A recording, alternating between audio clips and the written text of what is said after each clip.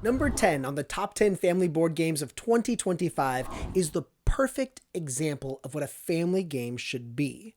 These are games that adults would play even if they didn't have kids. Games that you can invite your children to play with you, not children's games that you can play with your kids. So at number 10, the first game is a game called Popcorn. Now in Popcorn, you are managing a movie theater. But what I love about this game and what makes it accessible for children is that you can easily explain the rules using the game's theme. It's very intuitive. The game is played in a few different phases of each round. The first phase, players take turns investing in their theater by buying seating, buying films, and advertising to audience members. The second phase is played simultaneously, where players will be drawing audience members from their own personal bag. And with those audience members, they're going to be placing them in the theaters, and if those audience members are happy, as indicated by matching colors, they're going to be able to perform up to 2 actions. A seat action and a theater action. They go through evaluating their theaters, everyone doing this simultaneously, performing all of the actions. Then there's the third phase of the game, which I really love. It's the theatrical run. So what's going to happen is all of the movies that you've shown are going to lose a little bit of hype because they've already been showing for one weekend. You represent this by sliding the tile up, and what that does is it hides an action. So every week, there are less and less actions available to you when you are showing audiences. Next, you're going to go up to the market where the films come out, and all of the new films slide down. They become old movies, and then new movies come out. Those new movies have better benefits when you take them, but they're more expensive. And that's just about the entire game. Every new round, you're going to be investing in your theater, placing audience members to perform actions, and then the theatrical run at the end. When I played this game with my kids, they absolutely loved it. Now, you should know that my kids, the ones that play with me, are 11 and 9 years old. So this was within their reach for them, but I will say, in order to get them to this place, I have spent a lot of time playing many different games with them. This is not their first board game at all. And in fact, I do think it is one of the more complex games on this list. But awesome game to play with adults as well. So I put it at number 10 on this list, not because I don't think it's a brilliant game. I really think it is, but only because I think parents need to be a little bit more discerning when deciding whether or not it's appropriate for their family. Number 9 is called Ley Lines, and this is a 2 to 6 player game about making deliveries. So it is what we call a pick up and deliver style mechanic, where you're trying to get resources, you're storing them on your player board until you can deliver them to locations in order to fulfill contracts. I think what really makes this game stand out, what makes it fun and engaging for everyone, are auctions for contracts. So, contracts. You start the game with a few, but during the course of the game, you're going to want to get more. When a player lands on a depot, it is mandatory that they start an auction for the contract. And I love how the auctions work in this game. One player picks what contract is going up for auction, and the next player will start bidding first. Start the bid at 1 coin, and another says 2 coins, 3 coins, goes around the table. It gets to the player who started the auction. They can take the contract by matching it. But the person who bid highest gets compensation. If the active player does not match the bid, then they get the compensation. They get a friend that will come to visit their board. And the friend can provide all kinds of different bonuses. Oftentimes, the most common bonus is that they will give more gold for a certain type of resource whenever they deliver contracts with that resource on it. I love how that works because it motivates people to enter into the auction even if they're not interested in the contract. It also motivates people to raise the price up and force the person who wants it to bid high. I love it. It keeps more people engaged in the auctions. It really brings life to the game. Now, we played this game once with 6 people, 2 different families, 4 kids, 2 adults, and the youngest kid was 7 years old, and he was in it for the entire game, totally focused. It worked out really well. I also played this game at Essen with a bunch of adults. I loved playing it with adults. It really appeals to all audiences, but the runtime can go quite long especially when you're playing with kids who have a tendency to lose focus. So when I played with the 4 kids, we played the game for 2.5 hours. I do think the game can play in way less time, especially if you're only playing with adults.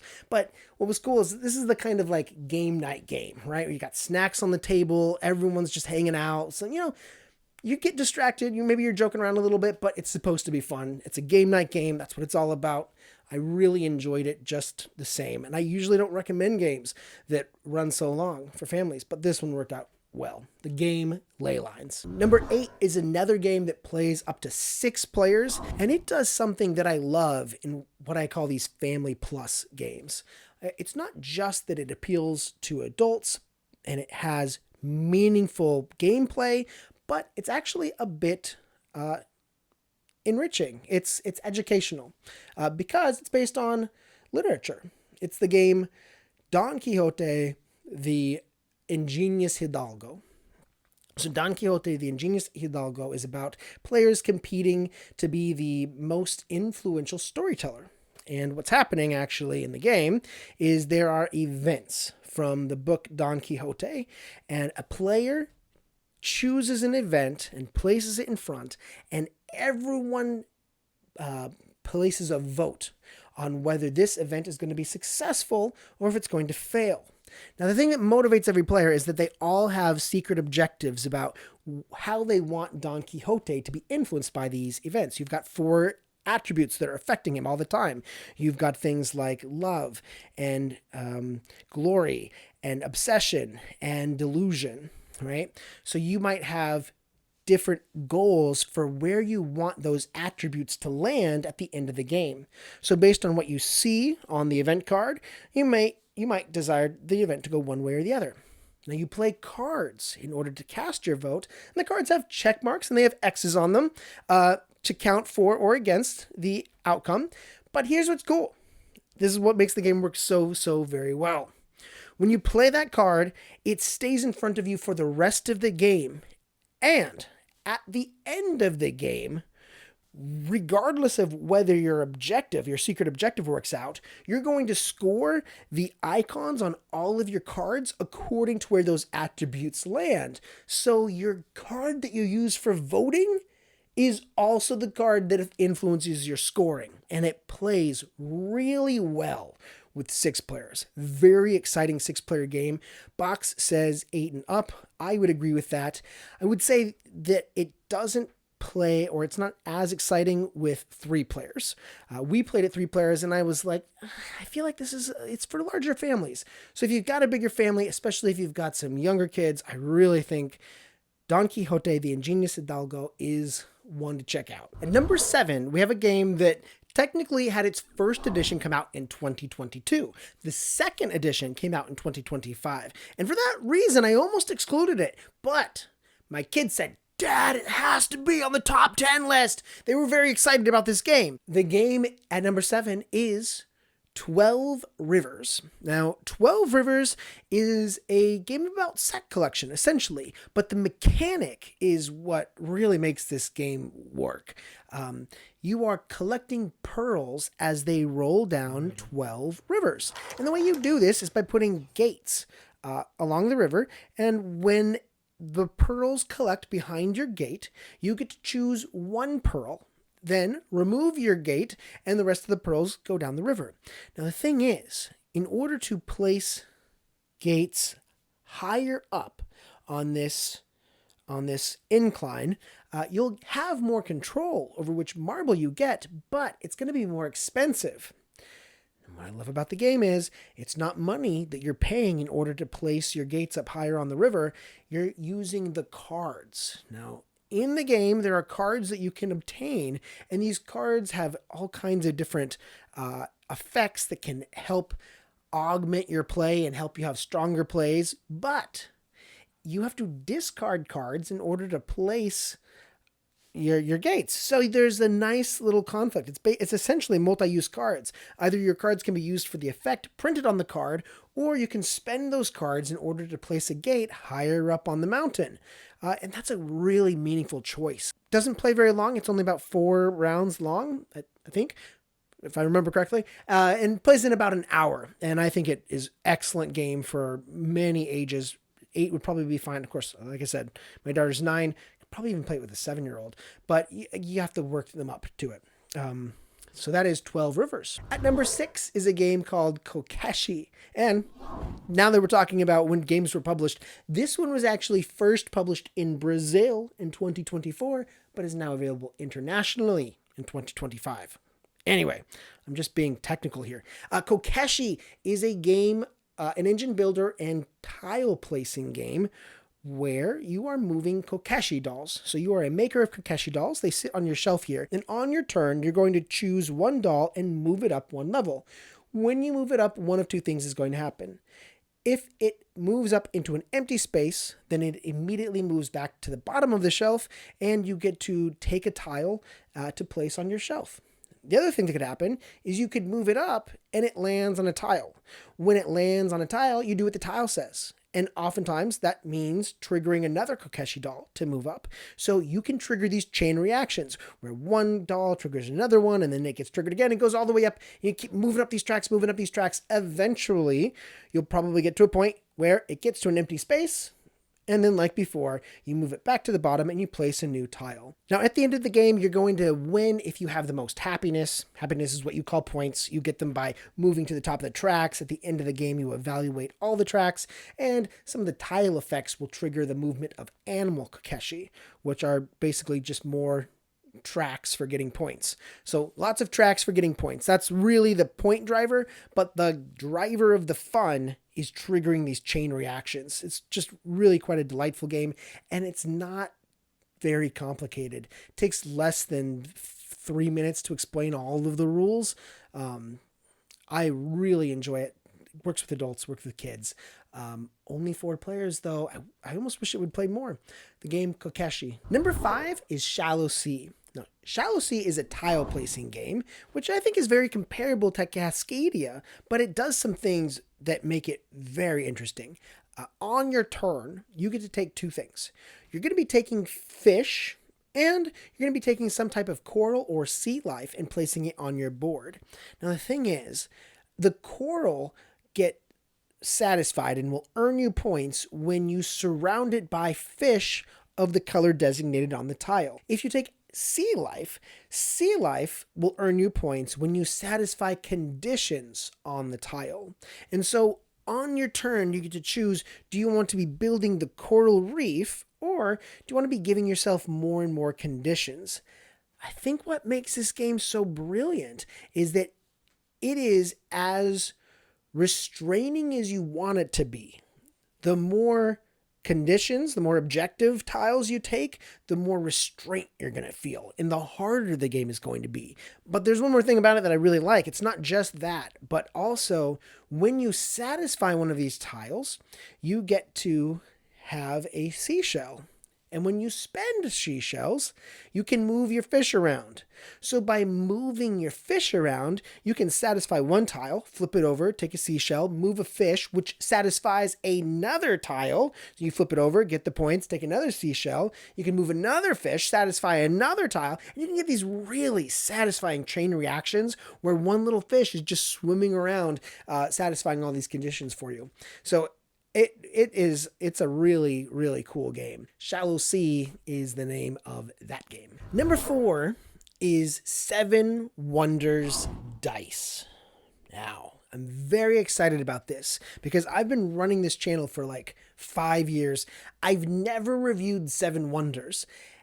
The way that I feel about 7 Wonders, the original game I'm talking about, is I want to like it more than I do because it's a 7-player game. A 7-player game is so useful when you have more people to play with, or if you've got a big family. But the problem with 7 Wonders, it's always undermined it, is that it's not a fun game to teach. Everyone always says, oh, that was a fun game, but I really didn't understand what I was doing. I'm going to have to play it again. Okay, if they even want to play it again. I don't like teaching it for that reason. I want a game that you can play and it's fun the first time you play it. You don't have to lose before you can understand. So finally, and by the way, Seven Wonders Duel, awesome. Seven Wonders Architects, not awesome at all. Don't like that one. But Seven Wonders Dice, best Seven Wonders game made so far, except maybe Duel. But the thing about Seven Wonders Dice is it's a roll and write. You're using dice and you're marking things on your board. Your board shows all of the requirements, all of the things that you can unlock from the very beginning. So turn one, you know what to expect. You don't have to wait for 3 rounds of cards to come out. You can see. It's very transparent.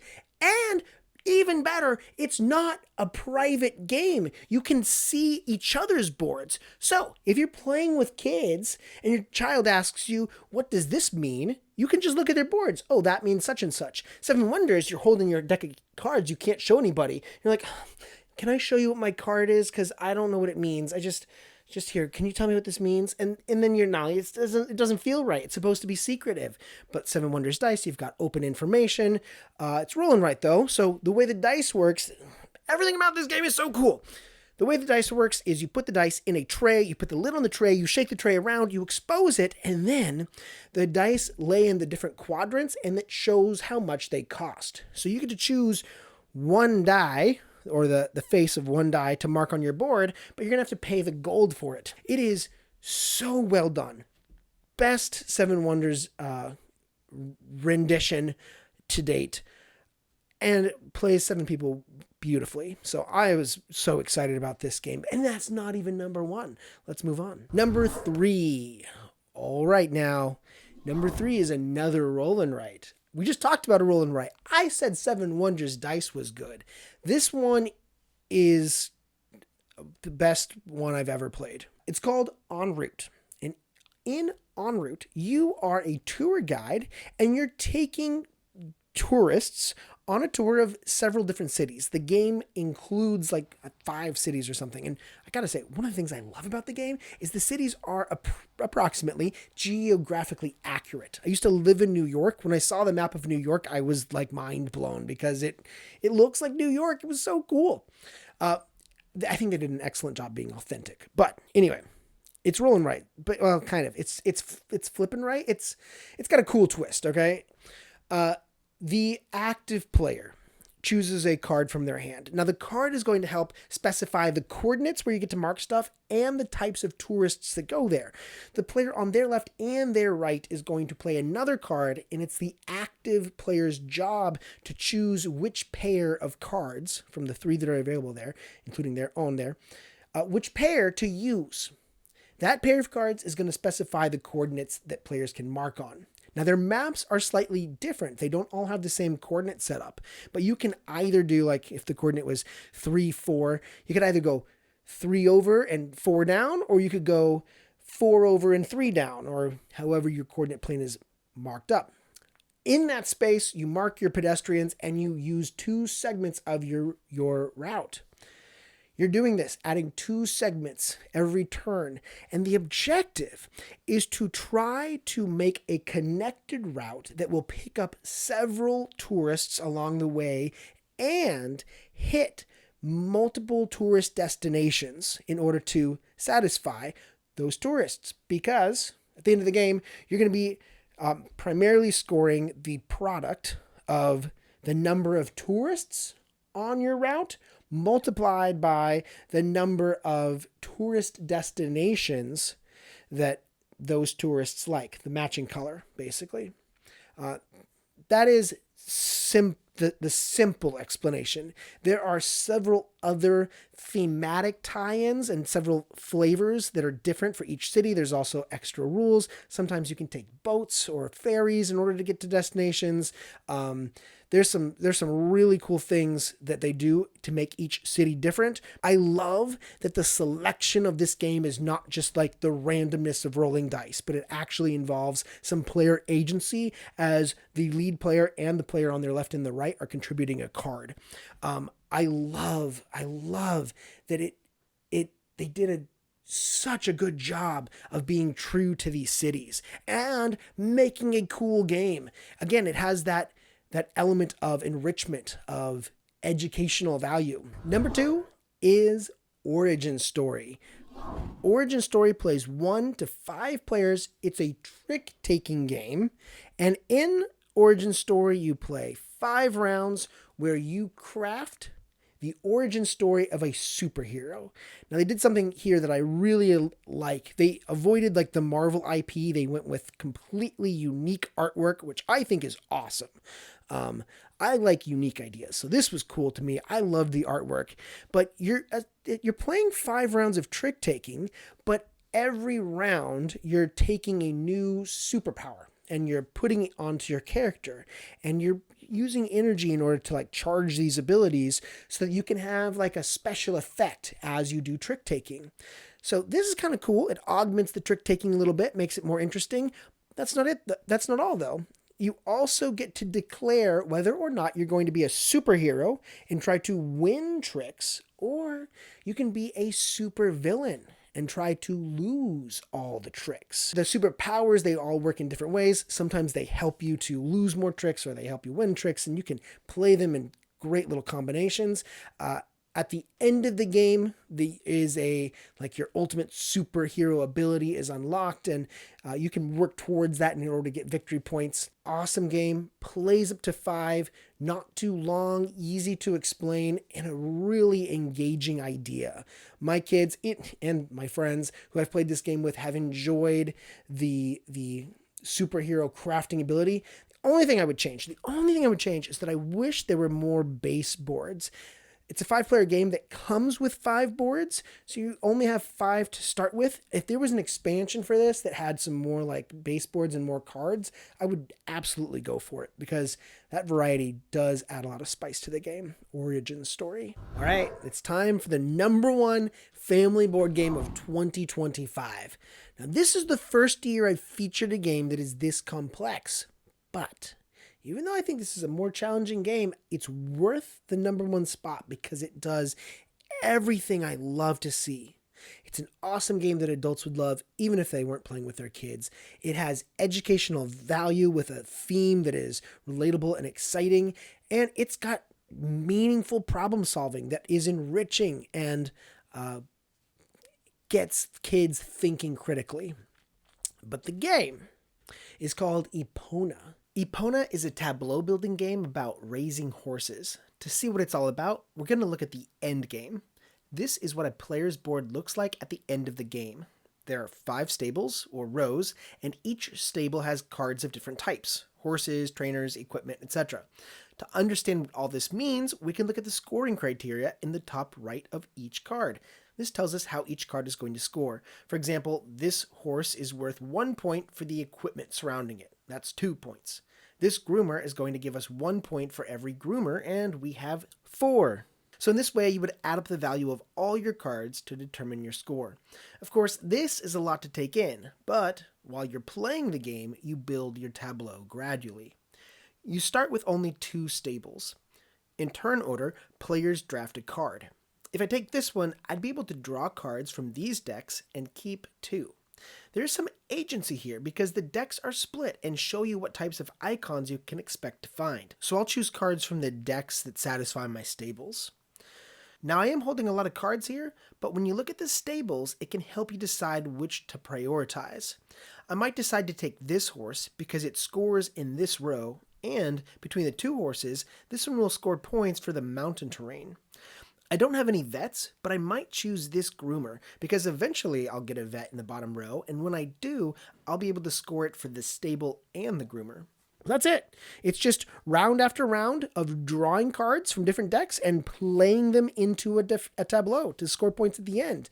I've played this game a couple of times with my kids, and they have really found it engaging. It's a puzzle that's kind of like Shallow Sea in the sense that you can create it with the complexity that you want. In order to simplify things a little bit, we score it differently with my kids. So sometimes what we'll do is we'll just neglect the stable scoring and only focused on the card scoring, or vice versa. So Epona is my choice for the #1 game this year, but don't put too much stock into that. These are all terrific games. I hope that you found this video helpful and that based on my review, you can find one that's right for your family. Thank you so much for watching this video. As we close out, I want to remind you to check out theperfectboardgame.com, where you can search games according to their attributes, according to their category, or you can even take the Perfect Board Game quiz in order to find games according to your perfect board game formula. Thanks for watching. See you next time. Bye-bye.